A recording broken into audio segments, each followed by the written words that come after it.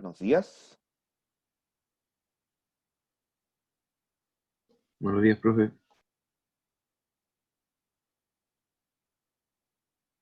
Bueno, no sé cuántos irán a venir a esta clase, ya que es la única que es temprano, así que puede que esta clase en particular no sea tan concurrida. Así que empecemos nomás. ¿Dudas, consultas o acotaciones hasta ahora?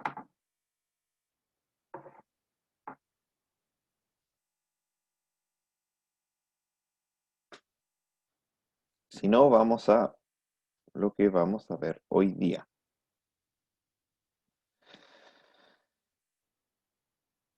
Ok, entonces voy a poner el chat por aquí por si acaso.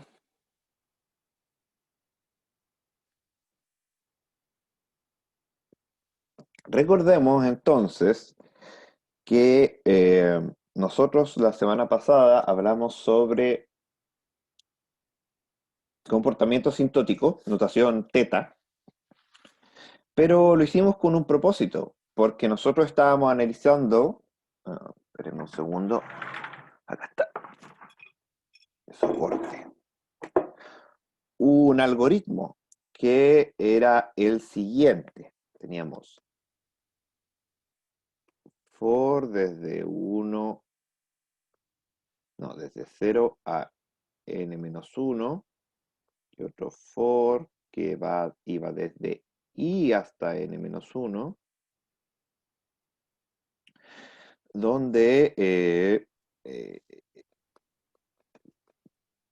la suma de a i, esta es en i, esta es en j, más aj, era un valor c que era dado por entrada, y si era así, nosotros lo que hacíamos era imprimir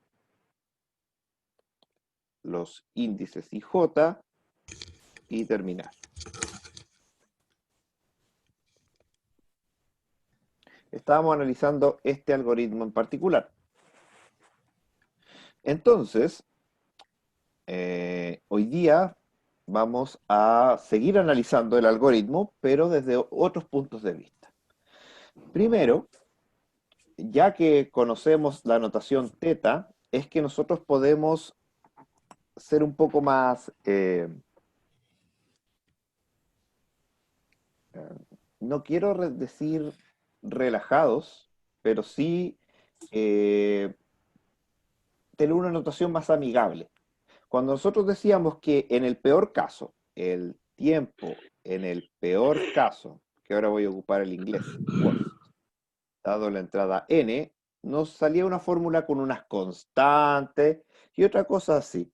En realidad no es tan necesario. Así que lo que vamos a hacer es omitir todas esas constantes y escribir según tenga sentido. Como las sumas también carecen de sentido, entonces nosotros vamos a ver hoy día lo que se denomina la operación relevante. Operación relevante. ¿Habían escuchado este término antes?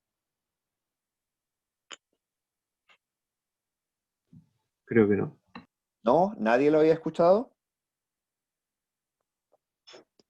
La operación relevante es aquella operación que se ejecuta en un algoritmo, es la que más se ejecuta, y cuando digo más, me refiero en el mismo orden. Por ejemplo, acá, este for de acá, recordemos que se ejecutaba como n más 1 por n más 2 medio, una cosa así.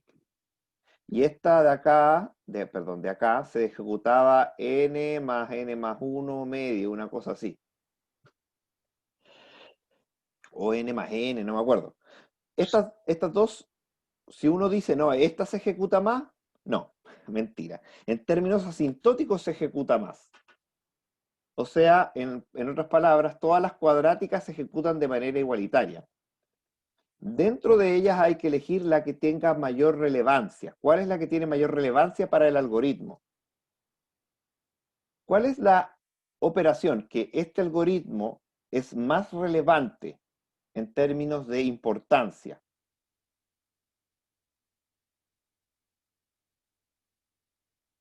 La comparación. La comparación, es correcto. Y como la comparación es la que más se ejecuta en este sentido, porque se ejecuta varias veces, entonces tiene sentido que esta sea la operación relevante. Entonces, nosotros decimos que vamos a medir el algoritmo en el peor caso según cuántas veces la operación relevante se hizo. Y recordemos que para esta comparación se ejecutaba, no me acuerdo cuándo fue la calculamos, así que calculémosla de nuevo. De este del primer for entramos n veces. Del segundo for, de las n veces, entramos i veces. Entonces, esto era la sumatoria.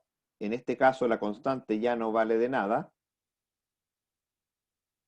Desde j igual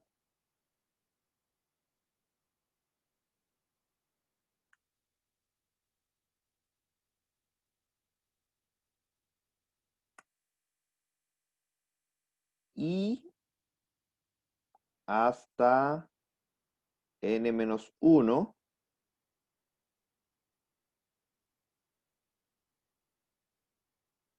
de j, y eso estaba inserto en la sumatoria de i igual 0 hasta n-1, o en realidad esto es igual a 1 hasta n, ¿sí? Desde 0 hasta n-1, entonces ceros, claro. Entonces tenemos que resolver esta sumatoria. Esto es desde j hasta n-1, lo cual sería sumatoria de i igual 0 hasta n-1. Resuelvo esta sumatoria de acá. Sería desde i hasta n-1, o sea, desde n-1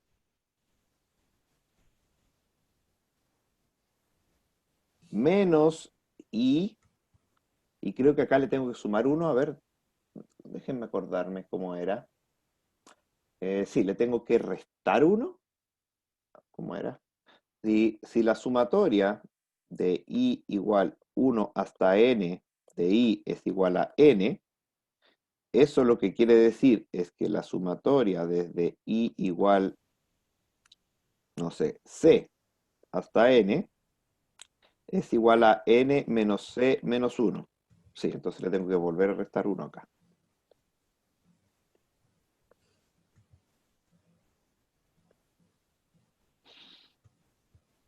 Entonces,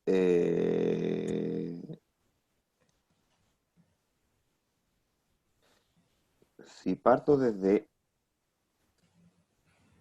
tendrá más sentido partir desde 1, este caso es 0, desde 0 a n-1 es n-1 y yo quiero ejecutarlo n veces. N veces. Sí, entonces estoy haciéndolo mal. Sí, estoy haciéndolo mal.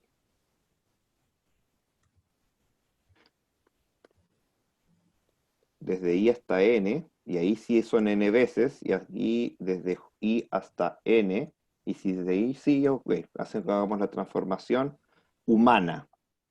Tuve que hacer la transformación humana para hacer la sumatoria, no me acuerdo cómo lo hice la vez pasada.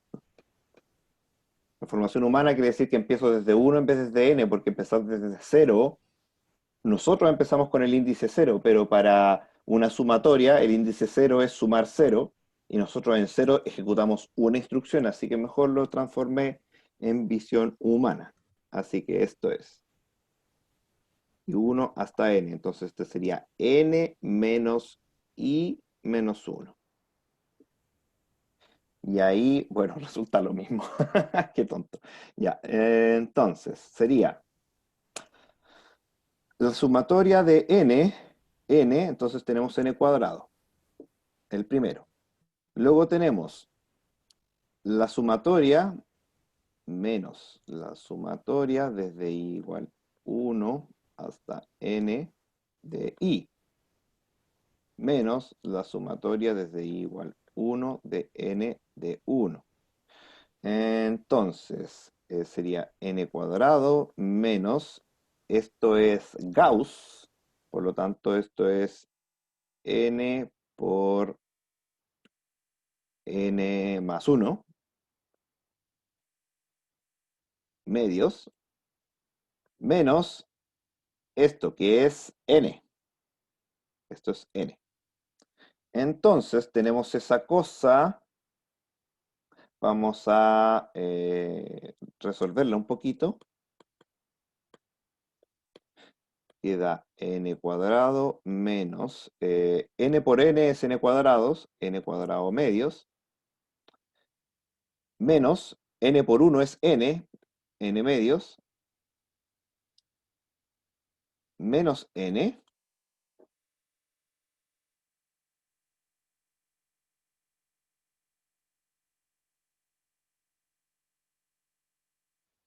claro, porque si i es igual a 1, es n menos 1,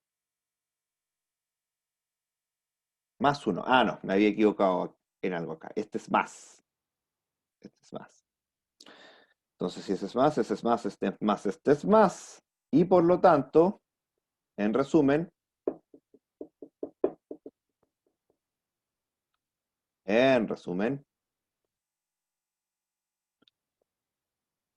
todo eso nos da n cuadrado medios menos n medios. O lo que es lo mismo, n cuadrado menos n medios. O lo que es lo mismo, como quieran escribirlo, n por n menos 1 partido por 2. Y esto era lo que nos había dado la clase pasada.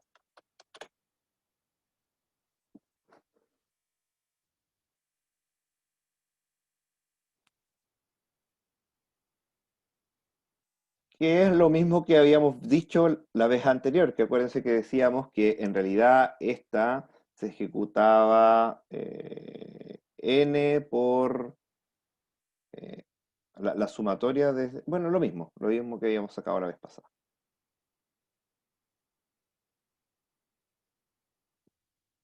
No sé si hay alguna duda respecto a esto.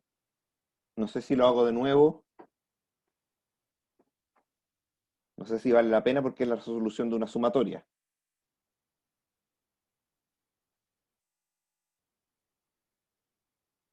¿No?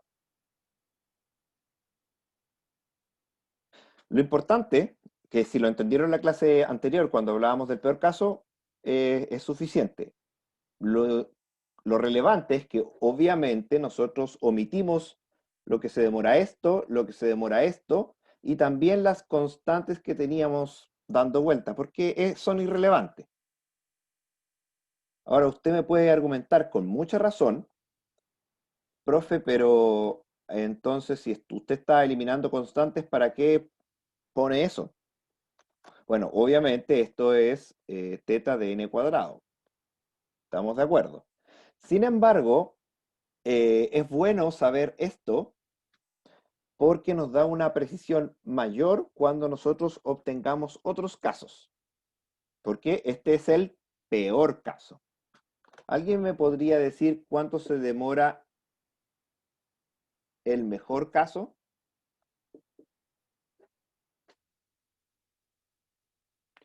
¿Cuántas veces yo hago esta comparación en el mejor caso?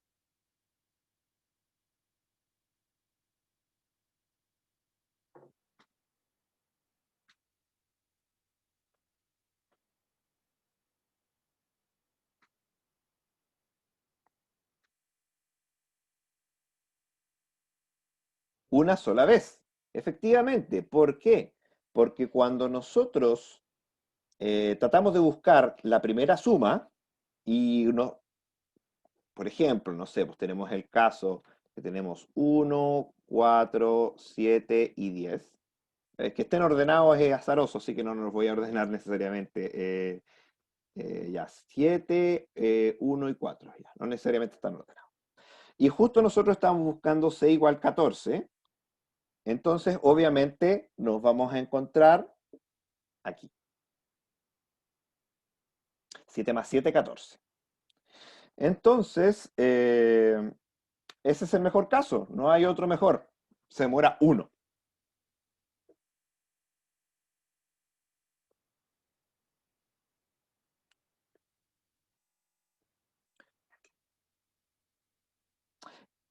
Entonces, la definición de mejor caso es efectivamente esa. ¿Cuándo se demora? ¿Cuánto se demora en lo mejor que podemos hacer?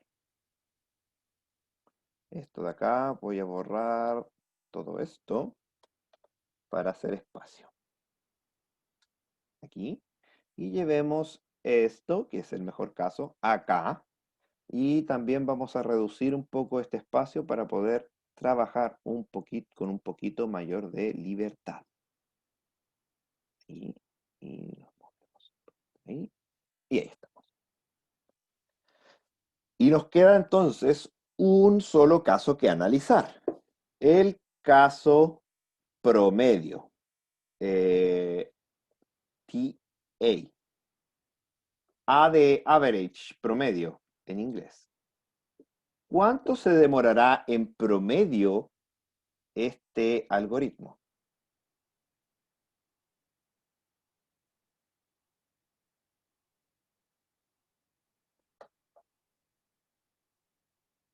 ¿Alguien tiene alguna idea siquiera cómo empezar a analizar un caso promedio?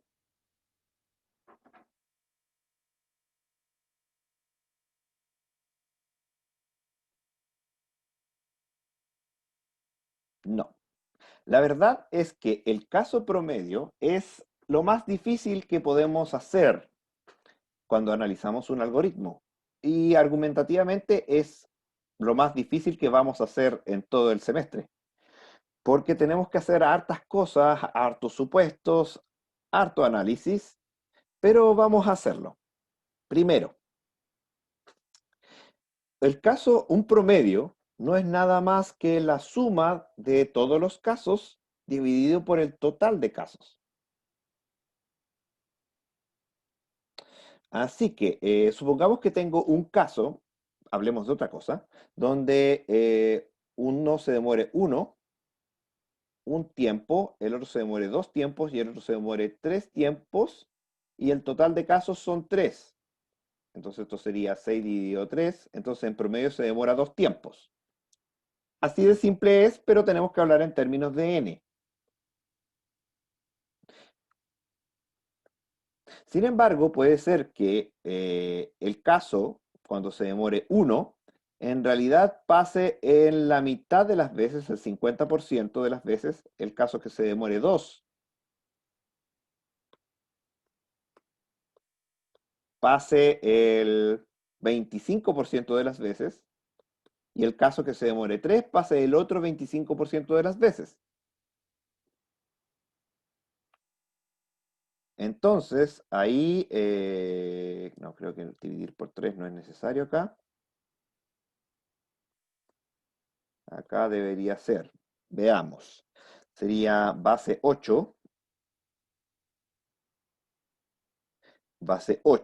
Y tenemos en un medio es, no, ¿por qué base 8? ¿Qué estoy hablando? Base 4 nomás, po. ¿Para qué tan exagerado? Ya, 4 en 2 son 2, más 4 en 4 son 1, más, pero por 2 2, más 4 en 4 son 1, por 3 3, eso es 2 más 2 más 3, son 4, son 7, dividido 4, lo cual es igual a bueno, no quiero calcularlo, pero es exactamente, pero claramente es menor a 6 tercios, que era el caso promedio cuando el ponderado era exactamente igual. ¿Por qué? Porque el caso que vale más, el que pesa más, es efectivamente el caso donde se demora menos. Entonces, dado eso,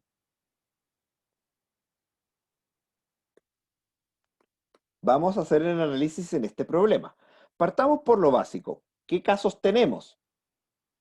Tenemos el mejor caso, ¿cierto? ¿Cuántas, ¿Cuánto se demora en el mejor caso?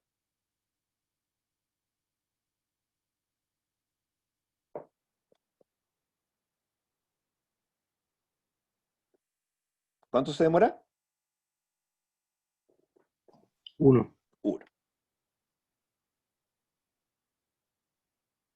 Después vemos, después voy a multiplicar, lo voy a dejar abierto aquí, voy a dejar un espacio para multiplicar qué tan,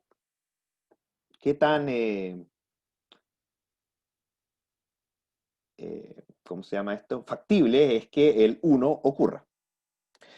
¿Cuánto se demora el segundo mejor caso?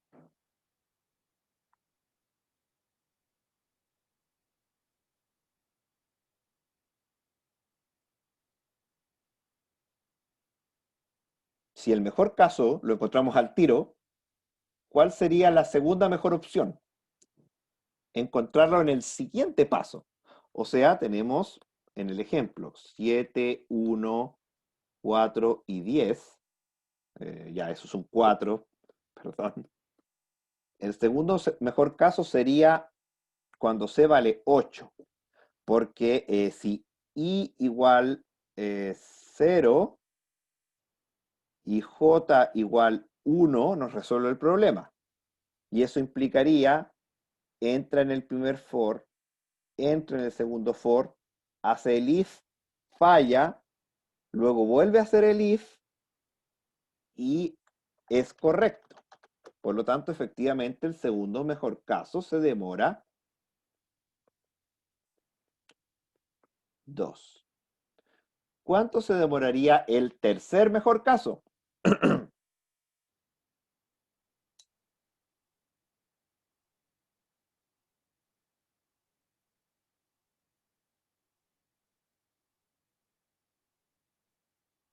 3, efectivamente, 3 y así, etcétera, etcétera, etcétera, hasta el peor caso, que nuestro peor caso es este.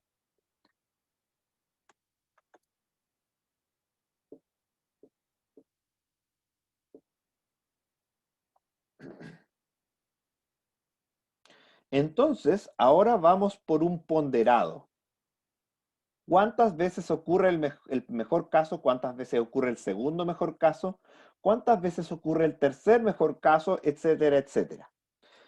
Como habíamos visto en el ejemplo que teníamos aquí, era 7, 1, 4 y 10. Si C vale 14, nosotros tenemos como solución el 0, 0, que es 7 y 7, pero otra solución correcta también sería 1 y 3. No, no 1 y 3, perdón. 2 y 3, porque el índice 2, 4 más el índice 3, 10, también suman 14. Entonces, en esos dos casos, la respuesta la encontraría de manera inmediata. Ah, pero profe, ¿y qué pasaría en el caso entonces en que todas las entradas fueran el mismo número? Entonces siempre va a ser el mejor caso. Sí, siempre sería el mejor caso en ese caso, salvo que falláramos. Eh, Por lo tanto, hay una variedad muy larga de cosas que pueden pasar. Por lo tanto, hacer un ponderado es difícil. Y aquí es donde entran los supuestos. Entonces, uno, vamos a asumir de que no hay repetición. Dos, dos índices, perdón, dos par de índices distintos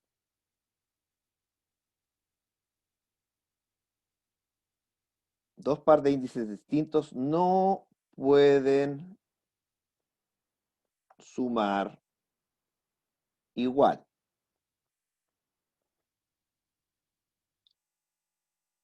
Vamos a hacer esos dos supuestos. Entonces, todos los casos son distintos y nunca se puede dar que haya una repetición como 7 y 10 más 4. Así que con eso vamos a hacer una tercera suposición. Todos los casos son igualmente posibles. Igualmente posible. Y eso también es una muy buena suposición. No tiene por qué haber un favor entre que un caso sea más factible que otro. Entonces, si todos los casos son exactamente iguales en su posibilidad de ocurrir, entonces, entonces, y voy a tener que borrar los supuestos. Así que si hay alguna duda con algún supuesto, me lo dice al tiro. ¿Hay alguna duda con algún supuesto que hice?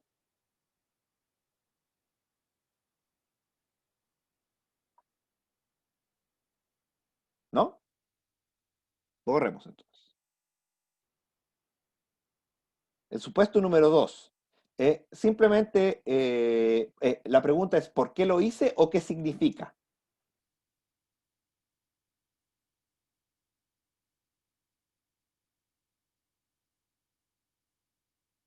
No. Dice que dos pares de índices que sean distintos no van a dar la misma suma. En otras palabras, estoy evitando que pase esto. 7, 10 y 4. Esto no puede ocurrir. ¿Por qué? Porque 7 más 7 es 14 y 10 más 4 es 14. Entonces, ese tipo de cosas, con el supuesto 2, yo estoy diciendo de que no ocurre.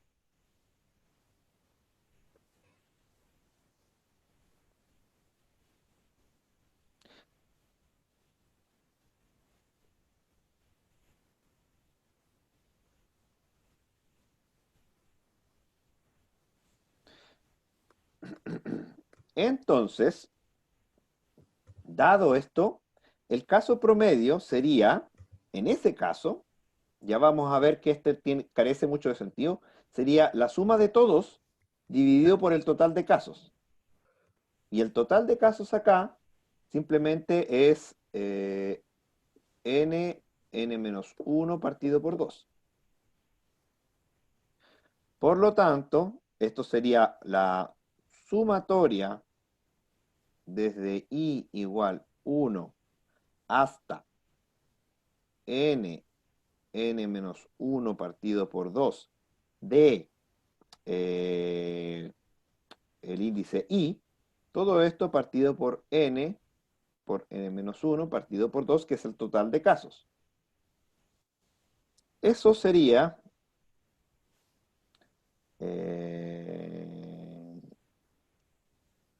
la suma de Gauss y sería n por n más 1 partido por 2 dividido 2 por n por n más n menos 1 más 1 partido por esto. Entonces, los n por n más 1 se liquidan entre sí y esto sigue quedando orden cuadrático. Si quieren que lo resuelva un poquito más, es n por n menos 1 partido por 2 por n por n menos 1 más 1, todo eso partido por 2, todo eso partido por n menos 1 partido por 2. el n menos 1 se va con el n menos 1 partido por 2 y me queda solamente esto. Y esto es n por n cuadrado y otras cosas. Pero las otras cosas no me importan porque estamos hablando de notación asintótica, así que sería n cuadrado.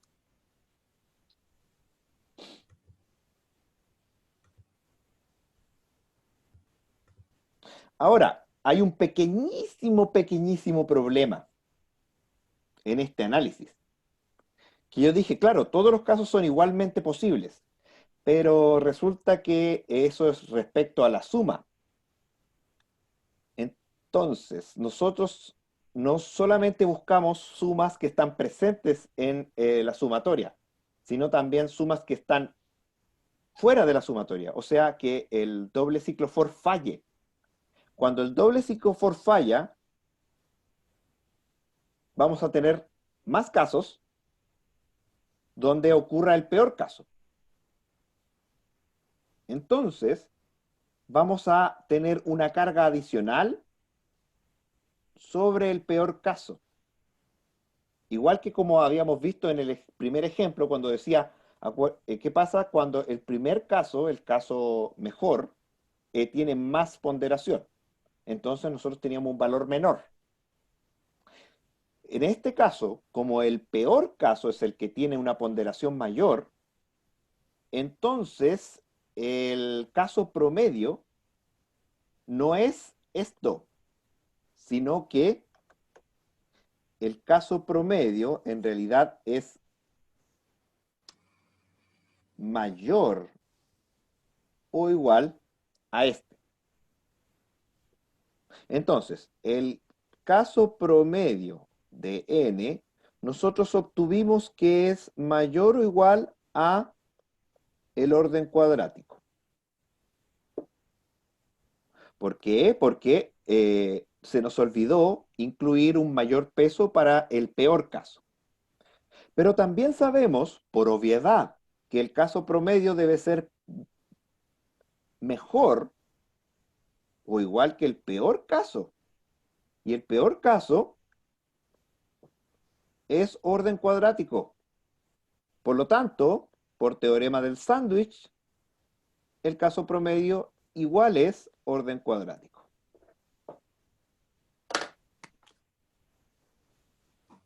Eso es todo lo que le tenía que contar hoy. ¿Dudas, consultas?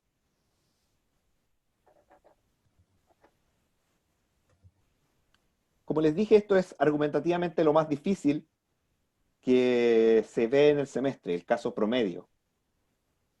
Es difícil porque no por el ejercicio en sí, lo que acabamos de hacer, sino porque cuando el algoritmo se complica, calcular el promedio se complica. El t en este caso, el t, el tiempo, es tiempo, cantidad de pasos, acuérdese. Entonces, la cantidad de pasos, que en este caso ahora sería la cantidad de operaciones relevantes, que pasan en el mejor caso es 1, una operación relevante. En el peor caso es esto, que es un orden cuadrático, o sea, en el peor caso estamos haciendo del orden de n cuadrado pasos, siendo n el tamaño de la entrada. O sea, si la entrada es 10, nosotros hacemos del orden de los 100 pasos.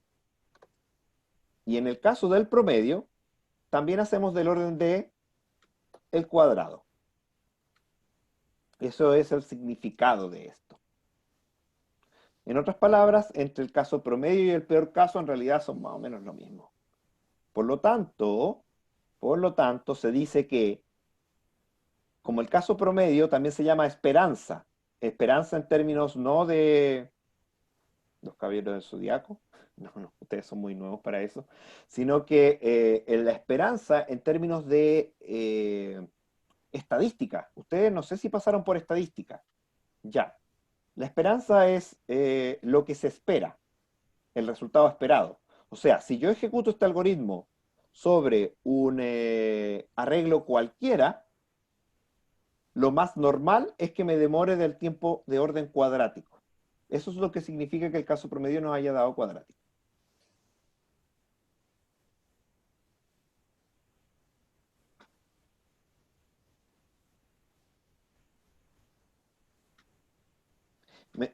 Mientras se le ocurra alguna otra duda, póngame presente en el chat, por favor, para poder hacer el registro.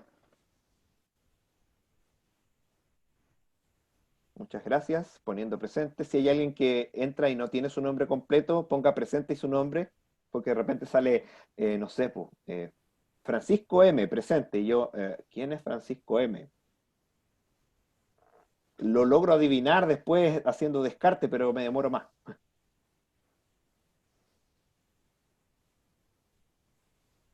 No, pero Tomás Munizaga ese. Bueno, filo, ese es obvio. Creo que no hay un solo Tomás Munizaga entre nosotros.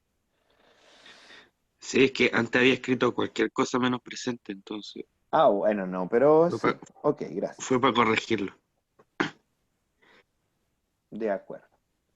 Eso. La próxima clase vamos a ver notación o chica, omega y omega chica, que nos va a ayudar a poder clasificar un poco mejor un algoritmo en su completitud. Y con ello, entonces nosotros vamos a poder cerrar la primera parte, primera de la primera parte, que es esto de notación asintótica. Así que nos vemos el miércoles nosotros. Sí, nos vemos el miércoles a las 11. Que estén muy bien. Chao. Pero Cuídese. A ver, profe, tengo una duda, nada que ver con la clase. ¿Qué significa máquina de Turing sea periódica? Pero eso es del semestre pasado. En 2 minutos. Sí, demás que se lo puedo responder. Significa que hay una configuración, una entrada en la máquina de Turing, que a la máquina de Turing ejecutarse, eventualmente llega exactamente a lo mismo.